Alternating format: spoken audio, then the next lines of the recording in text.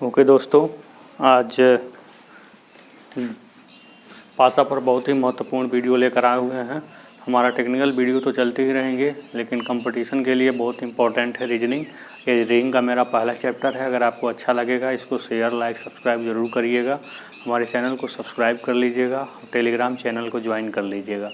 ऐसे जब आप सब्सक्राइब कर लेंगे तो जैसे मैं नेक्स्ट वीडियो अपलोड करूंगा आपका नोटिफिकेशन सबसे पहले आपको मिल जाएगा। ठीक है, तो पासा को मैं बहुत ही आसान बनाऊंगा मात्र 10 मिनट में।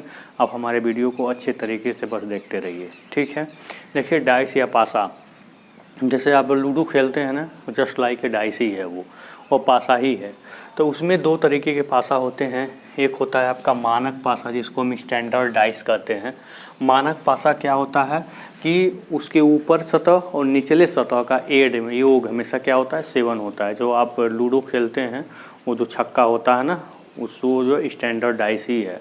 उसको जब फेंकेंगे तो अगर ऊपर 1 आएगा तो नीचे 6 ज़रूर आएगा। ठीक है, मतलब वो स्पेशल डाइस है, एक तरीके से विशेष तरह से उसका निर्माण किया गया है कि ऊपर और नीचे दोनों के डिजिट का योग क्या होगा, 7 ही होना चाहिए। अगल बगल का 7 नहीं होना चाहिए, लेकिन ऊपर का और नीचे का जो योग होना चाहिए वो क्या होना चाहिए, 7 होना चाहिए। आमने सामने का योग क्या होना चाहिए, 7, लेकिन अगल बगल का योग 7 नहीं होता है। ठीक है, तो आप बस इतना समझ लीजिए, इसको याद करने का तरीका ये समझ लीजिए कि जो हम लूडो खेलते हैं वह एक स्टैंडर्ड डाइस है। ठीक है, स्टैंडर्ड डाइस है मतलब उसके ऊपर और नीचे दोनों का योग क्या होता है, 7 होता है। बस आपको एकदम क्लियर हो जाएगी ये बात। तो यहाँ देखिए, एक ही डासा को एक क्वेश्चन के थ्रू मैं इसको समझा रहा हूँ। ये डेफिनेशन इतना ज़रूर याद रखिएगा। ठीक है, अगले पासा को हम आगे बताएंगे। कह रहा है एक ही पासा को 2 स्थितियाँ दिखाई गई हैं, सतह 3 के विपरीत क्या होगा, you have to determine the opposite section of 3।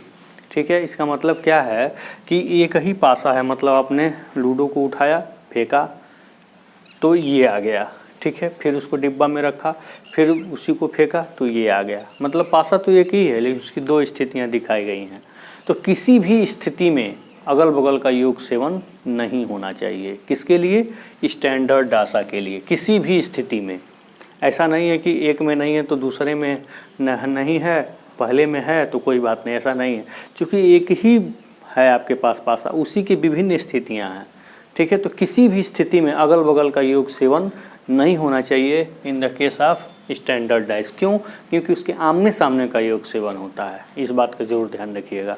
तो क्या पूछ रहा है, 3 के विपरीत पूछ रहा है। ठीक है, तो अब देख रहे हैं कहीं किसी का योग 7 हो रहा है, कहीं से भी नहीं हो रहा है। इसका मतलब क्या है, किसके आमने सामने का योग तब 7 होगा। ठीक, तो ये आपका कौन सा पासा हो गया, स्टैंडर्ड पासा। तो स्टैंडर्ड पासा 3 के विपरीत सतह पूछ रहा है। तो हमने बताया है 3 के विपरीत, यानी इसके विपरीत जो भी डिजिट होगा उसका और इसका योग क्या होगा, 7 होगा। तो अगर ये 3 है तो बगल वाला क्या होगा, 7 - 3 बराबर क्या होगा, 4 होगा 3 के विपरीत। ठीक है ना। अगर आपसे पूछा जाए विपरीत कहिए अपोजिट कहिए, आपसे ये पूछ दे 2 के अपोजिट क्या होगा, 2 के अपोजिट क्या होगा, तो 7 - 2 कितना होगा, 5 होगा। ठीक है, फिर किसी के भी अपोजिट कहेगा तो आप 7 को उसमें से क्या करेंगे, सब्ट्रैक्ट कर देंगे। क्यों, क्योंकि अपोजिट का योग किसी भी तरह से 7 होना चाहिए। किसी भी तरह से इनका योग क्या होना चाहिए, 7 होना चाहिए।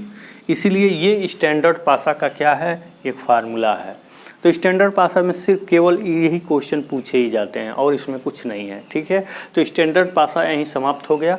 अब नेक्स्ट हम स्टडी करेंगे क्या, जनरल डाइस। ठीक है, बहुत इंपॉर्टेंट है। उसी में कई कंडीशन बनते हैं जिसको जानना बहुत ज़रूरी है। फिर कलर वाला बताएंगे, फिर ओपन डाइस बताएंगे। ठीक है, तो बने रहिए हमारे वीडियो में। हम आपको बताएंगे क्या, अब जनरल डाइस।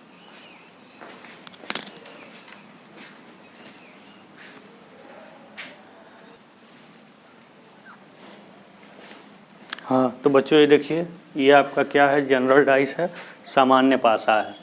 तो सामान्य पासा में मैंने क्या बताया था आपको,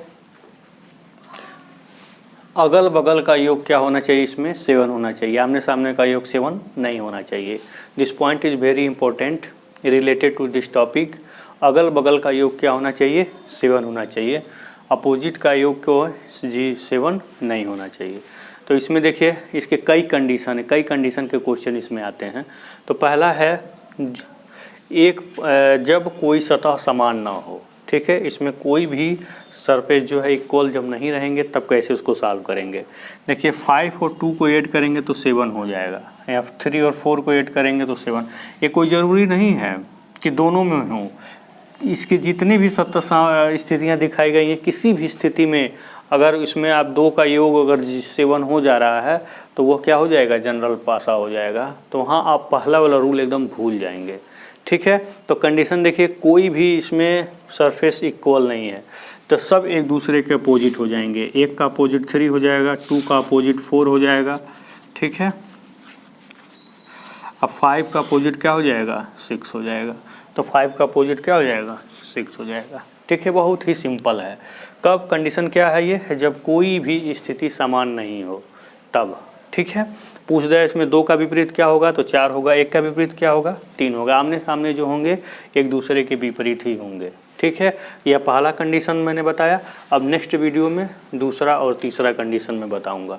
उसके बाद ओपन पासा मैं बताऊंगा, अब फिर मैं आपको कलर पासा बताऊंगा, ठीक है। तो अब यहाँ इस वीडियो में बस इतना ही। अब नेक्स्ट वीडियो में हम इसके आगे की स्थितियाँ आप देखेंगे। ओके, थैंक यू, धन्यवाद।